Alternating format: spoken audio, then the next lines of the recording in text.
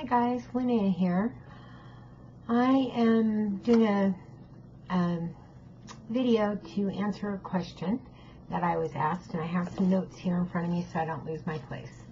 I had someone ask me about ancestor communication, so I wanted to give a little bit of clarification to how you can do that and how to get started and precautions and that. So I thought I'd get started. So the first thing I suggest would be, and these are my suggestions, these are not rules or regulations. Please feel free to do your own research and go about it your own way. But I was asked my opinion, so these are my opinions. I'm probably going to catch some noise about it because everyone is different, and this is just my way of doing it. And so if you disagree, I'm sorry that you disagree, but this is my way of doing things. So anyway, my first suggestion would be to create a place for your ancestors to feel comfortable where you honor them, maybe like an altar. A lot of people don't like the word altar, but I love the word altar, and I have shown my ancestor altar in a previous video already of my witchy room. And I'm very lucky. I have lots of pictures of ancestors, and those I don't have pictures of, I have a picture of a tree for. So we'll get into that. If you don't have a video, I mean a picture of your ancestors per se. So let's say you've got a picture of your mom and dad, and maybe you've got a picture of an auntie or someone like that, but you don't have a picture of greats or grandparents or any of that, but you want to represent them or honor them. You can always use something. Sorry, I'm trying to get the glare off of that. You can always use something to represent. So I have a picture of trees to represent those that I don't have pictures of, because there are many, my husband sneezed and it startled me, there are many ancestors that I have that I don't have knowledge of, and many that I don't have pictures of that I have complete knowledge of, but I don't have pictures of. One that I communicate with very regularly, I don't have a picture of, and that saddens me and breaks my heart, but I can use my picture of trees to represent her and her husband and other ancestors. Another thing to remember when you're creating your altar is that back in the day, people drank pretty regularly, so you might want to include some type of rum or whiskey or something on your altar to represent that. I mean, you don't have to go out and buy a bottle of rum or whiskey. You can always get those little airport-sized bottles, and those would do just fine. Just sit them on your altar. You've got a nice little offering of liquor, prohibition type stuff for them. They'll be happy with that. Most people back in the day smoked. So if you have a friend who smokes, a relative or someone, you can maybe ask them if you could have a cigarette. If they ask you why and you don't want to be out of the closet, maybe you shouldn't ask them for a cigarette. But if you don't mind being out of the closet, or they know you're a witch, tell them why. Tell them you're going to honor your ancestors and you need to have a cigarette to put on your altar. Or if they know you're a witch, tell them you're going to use it in a ritual. Or if you don't want to tell anybody about it, go spend $5 on a pack of cigarettes, or $7 or $8 or whatever they cost now, and you'll have some tobacco to use for your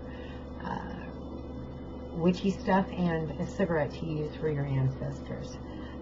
I personally have a menthol and a non-menthol on my altar. My mother-in-law smoked menthols, and my other relatives smoked regular, so I have one of each.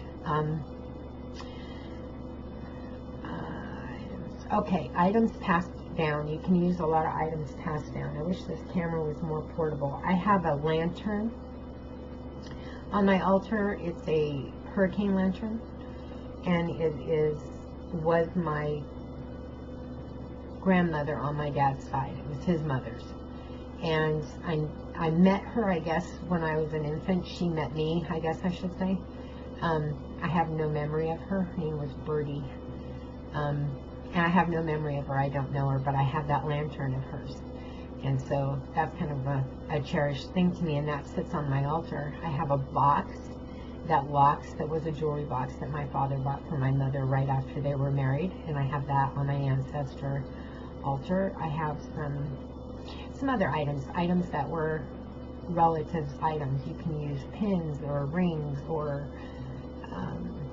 I have a little box that my grandfather made that I used to have sitting there until I turned it into a magic box, and now it sits elsewhere. But you get the idea, just items that meant something to your relatives, or that your relatives passed down to you, can also sit there. Pictures, things to represent them. Things to represent them. My mother-in-law drank Coors beer. My father drank Coors beer. So I have a Coors beer sitting on my ancestor altar. It covers both of them. I have a canister of coffee sitting on my altar. I used to have a little jar of beans and a little jar of rice, because back in the day, that was a staple back then. They ate a lot of beans and rice. I mean, my parents were fruit tramps. Their parents before them were fruit tramps. And they ate a lot of beans and rice. That was a very big staple in their lives. They ate a lot of dumplings too. If they could get a hold of a chicken, man, they were rich. So I, when I have chicken and dumplings, I always make a special offering. A lot of people find it hard to have pictures. I just recently watched a video about this. One of our, I'm sure one of your witchy friends that you watch, meaning not friend, but friend on YouTube, one of your witchy, I'm sure you're a fan of her. She had a video recently about people who have a hard time putting pictures up because of their loved ones passing. So if you have a hard time with that, she had a great idea. She gets an object and initials it. So she has one for each member of her family that's important to her, and it has their initials on it. So I think hers was for Samhain. She had I think it was for Samhain, or maybe it was the Day of the Dead. I'm not sure, but in that same time frame, she had a skull hanging on a ribbon, and one for each family member, and she had their initials on the back. No one knew what it was. They thought it was a Halloween decoration, but it was actually a tribute to her. I keep shaking, and my desk camera is shaking, and I'm sorry about that. It's a habit. At any rate, they thought it was just a decoration, and it was actually an honorary tribute type thing to her ancestors. So that's something you can do if you have a hard time putting pictures up, is using something to symbolize. Another thing that you can do is, well, it's the same, down the same road, is you can have a little table with plants on them. This plant represents mom, this plant represents dad, this plant represents grandma. So you can have this table with plants all over it that no one has any idea what it is other than a large plant stand that is actually your ancestor altar. Put a candle in the middle of it, no one's the wiser. You've got yourself an ancestor altar. So there are many ways that you can honor your ancestors with an altar without having to be, first of all, out of the closet, and second of all, without having to put yourself through the pain of looking at a picture all the time. So if that's an issue, those are some ideas for that. Let me see, I made notes.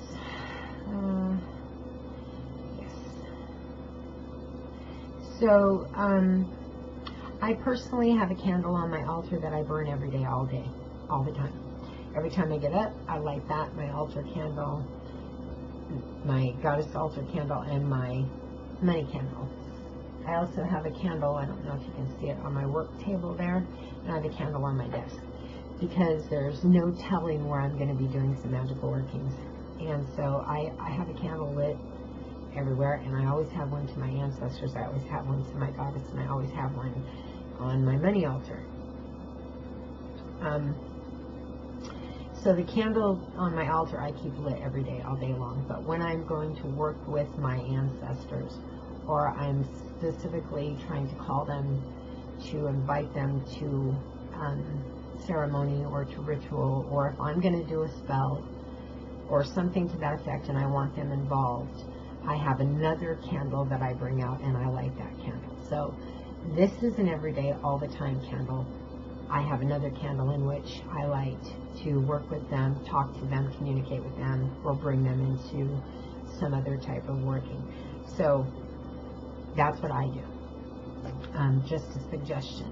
So if you want to have a candle that you burn all the time, you know, that's what I do. And if you want to have another candle you bring out when you want to work with them, that's a great idea. That's what I do as well. You can always use the candle that you burn all the time. It doesn't have to be that you have a separate candle. It's just something I like to do. Okay. How I got started. I knew that I wanted to work with ancestors for a very, very long time. I didn't know how to get started. And then my mother-in-law passed away. And when my mother-in-law passed away, I could feel her calling to me. I know that that sounds a little strange because she was my mother-in-law, not my mother. We had a very strange relationship. We loved each other dearly. We had moments of extreme closeness and nights when we would sit up all night together having an absolute blast, and then the next day not speak. So we had a very strange relationship. We did dearly love each other. And after her passing, I could feel her trying to reach out to me. Well, I didn't know how to do that, and to be honest, it was a little bit scary to me, and I didn't know if it was myself playing tricks on myself or what was exactly going on, so I kind of ignored it, put it on the back burner, and didn't deal with it, and I didn't know how to deal with it. The longer it went on, the stronger it got, the more I wanted to deal with it, and still did not know how to deal with it, until I talked to a young man who told me, this person is trying to get through to you. And he literally knew who this person was, and that's where I needed to start communicating with spirit, because I had told him I have this real big drive to communicate with spirits, and I do communicate with spirits because I cross the hedge, but it's not in the way that I want to communicate with spirits. And he said, this is where you need to start. She is saying, I will be your teacher. Come to me and let me be the one that guides you. This was about 1.5 years or 2 years ago that this happened. And I had already been speaking with my own mother and kind of involving her in everything that I did anyway. But this was a different level of working with Ancestor. This was hard to explain. I mean, working with spirit. This was just a complete different level. So anyway, back to how I started was, I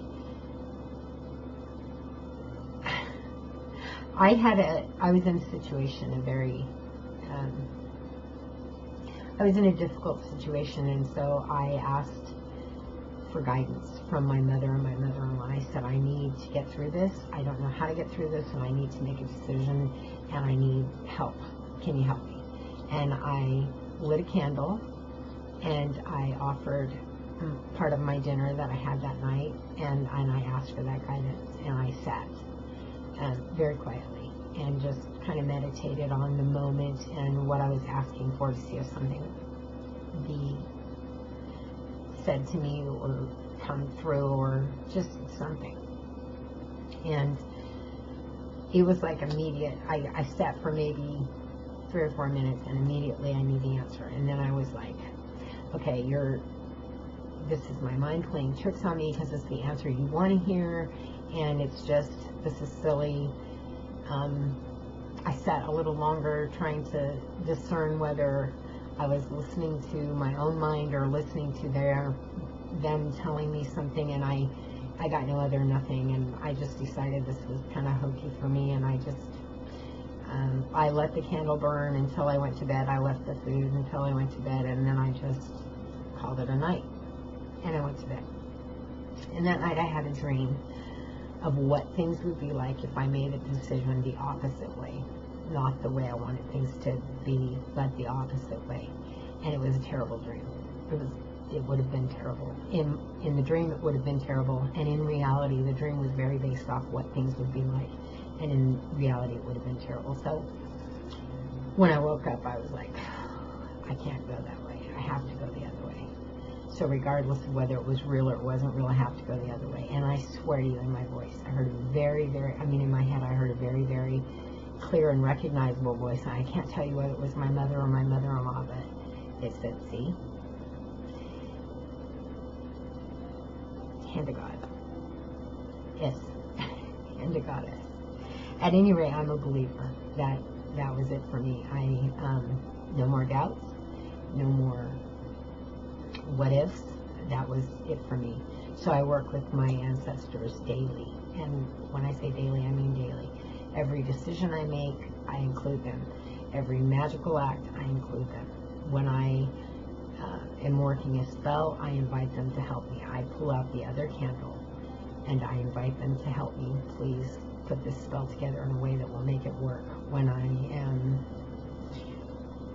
doing a blessing for my house, I invite them to help me put these herbs in a way that will bless my house well. If I am doing an oil, I invite them to come and help me get that oil so that it'll be just right. Everything I do with my ancestors, just like I do with my goddess. So they are an enormous part of my life. It's not a once in a while thing with me. They're here all the time. Excuse me, they're with me all the time, and I work with them all the time. So, let me see what else I wanted to say.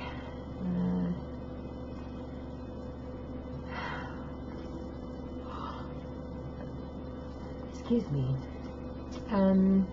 Okay, so other than that, other than just involving them in that communication that I have a spirit board that I made, and I would show it to you right now, but it's like a lot of digging things out because I don't use it very often, and I don't use it because my pendulum board, which I showed in my divination tools video, just is so much quicker and works so much faster for me. And I don't know if it's because the board that I made is not real strong. I want to get another spirit board really bad because my spirit board just doesn't feel, it's really large. It's the size of a tray. It's the size of this tray. So it's large. I made it on a tray just like this one. So it's really large and it's bulky and it doesn't feel, come on, camera, sit there. My camera's going, no, I'm done. Anyway, it doesn't feel comfortable, it doesn't feel warm, and it doesn't feel good to me. So and it's not quick. It takes forever for the pendulum to get to spelling out the letters in a way that it's just very slow. So I use my board, which is terrific and works wonderfully with my my mother's wedding ring. And I talked about my spirit board. Okay, so I can ask yes or no questions on my spirit board and I can get to what I need to know. So that is how I found out that I was working with my great grandmother, and she and I work a lot together. She we were having discussion, excuse me, and she said, I was trying to clarify who she was. Well, I was like, so are you a grandmother on my mother's side or on my father's side? On my mother's side, yes. On my father's side, no. Double checking everything because that's just who I am. OCD, I told you that in another video. Are you my mother's mom? I'm not going to use names. So are you my mother's mom? No. Are you my mother's mom? Mother's mom? No. Are you my mother's mom? Because I don't want to use the names. At any rate, it turned out yes. So she is my great-great-grandmother. Now, I'm really sad because I am going to go to my great-great-grandmother's grave soon. And I have other relatives in there too. I'm going to be seeing all of them, and I just don't remember who all is there until I get in there and get searching around. But I know she is not there because she is in Michigan, I believe it is. She's buried in Michigan. Yes, it's Michigan. And so I won't get to be able to get any of her dirt, which is really sad to me because we seem to be communicating so well. But anyway, my spirit board works really good, and that's how I use my spirit board to communicate with my ancestors as far as getting to know them. Then I can ask questions about, are we going to do this, or should I do this, and get a really good answer from them. And then I almost said her name, if I'm speaking with her, then I can ask for other people. I can say, Grandma so-and-so, I need to know about this, or I need to know about that for so-and-so, and can you help me with this? And I can find out just about anything I need to know through her. And we just work really well together. And I work with my other ancestors too, don't get me wrong, but she and I have a really, really good relationship through the board. So that's how I use my board. And not just her. I talk to my mother and my grandmother. I talk to my father. I talk to a lot of people through my board. My board is great. But I talk to those people without my board. It's just a different type of answer. It's intuitive answers instead of, where you're seeing it and it's hands-on. You feel the answer instead of, see, now I sound a little crazy to those people who don't believe in intuitive type things, but you feel the answer, or I'm an empath, so I feel the answer. I suppose if someone was clairaudient, they had there's something that they would hear it. Other people would see the spirit talking to them. So I feel an answer. I feel an intuitive answer coming from whoever it is I'm speaking with. So I do speak with them in other ways, but my board is pretty awesome. And that's what I meant in the video. So you had asked me to clarify, so that's what I meant, working with my ancestors through the board.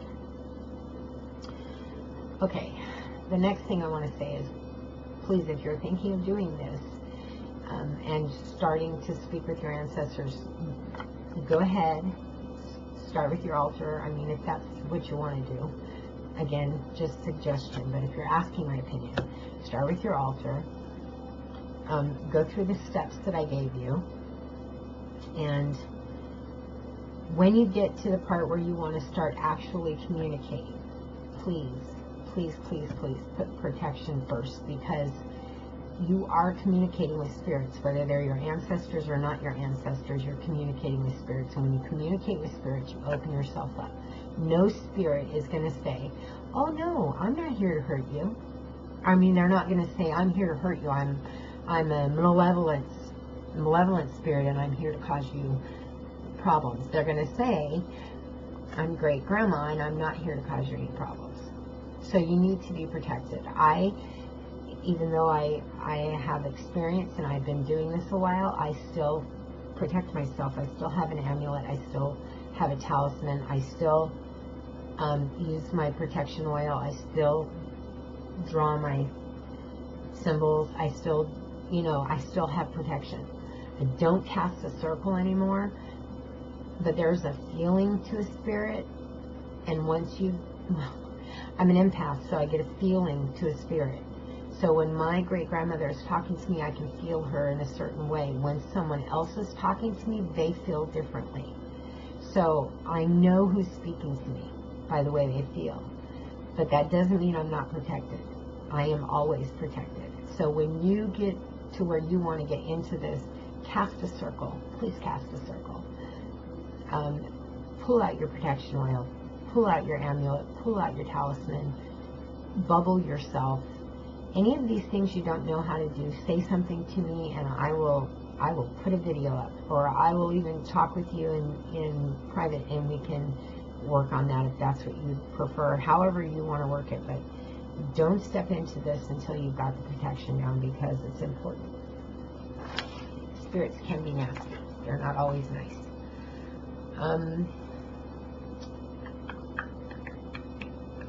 And I guess that's it. Oh, trust issues. Another thing to let you know is that spirits have as many trust issues as people do. So when you first start working with a spirit who's not a relative of yours, or who doesn't know you and even is a relative of yours, they're not particularly trustworthy. They're easily spooked. I know when I first started crossing the hedge and going in and working with spirits, they were not particularly friendly, and I learned quickly not to approach them, to wait, stand back, and let them approach me. It's different when you're working with your ancestors. You of course want to try to open a door for them, but you don't want to jump right in and say, so-and-so talk to me, so-and-so talk to me. You don't want to be that way, because you're being rude in their realm. What you want to do is say, I'm here, I'd like to speak with you, or I'm having this problem and I'd like your guidance. You don't want to demand anything. You want to be open for them, and realize that as many trust issues as you have as a human to a stranger, they have as spirits to a stranger. And if you've not communicated with them before, they're going to feel trust issues just like you would. Just like you are going to feel, because as easy as it is to discuss it, there's a fear when it comes to dealing with spirits with most people.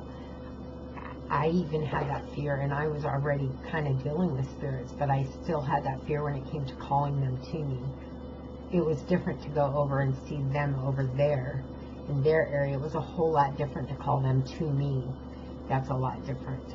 So I even had a fear of doing that, and opening myself up that way. So, but anyway, remember that there is a trust issue there, just not just for you, but for them as well. At any rate, I hope this was helpful. If you have any further questions, please put them in a comment bar. I don't mind trying to explain further. I probably won't release another video on it, but you can always get in touch with me, and I'd be happy to help you any way I can. I hope this was enlightening and helped some people, and I hope that you have a wonderful, wonderful evening. Remember that you are divine, sacred beings of light and love, and I love each and every one of you. Have a good evening.